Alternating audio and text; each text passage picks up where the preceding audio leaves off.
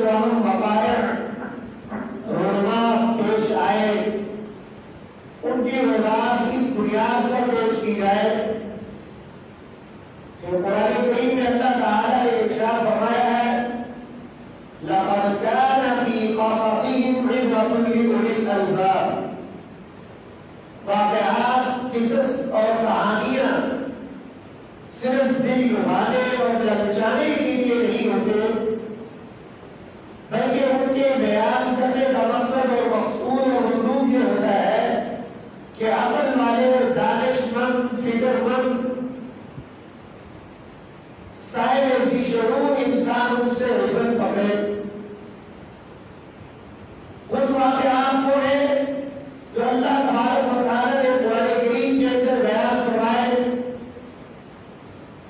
ان اقوام کے، ان قوموں اور ان قبائل کے احوال اور واقعات اور قصص کو بیان کیا قرآن نے،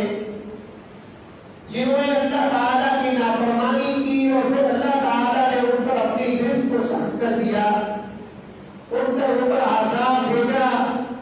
اور خاص و خاشاک کے اندر ان کو تبدیل کر دیا، فَجَعَلَهُمْ كَعَصْفٍ مَأْكُولٍ، کھائے ہوئے بھوجے کے اندر تبدیل کر دیا۔ جہاں پر انذار، ڈر اور خوف کے، غم اور الم کی داستانیں اور واقعات قرآن میں مذکور ہیں، وہیں پر اللہ تبارک و تعالیٰ رب العزت نے قرآن کریم کے اندر انعام یافتہ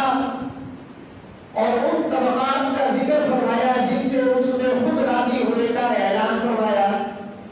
یعنی انبیاء علیہ السلام، صدیقین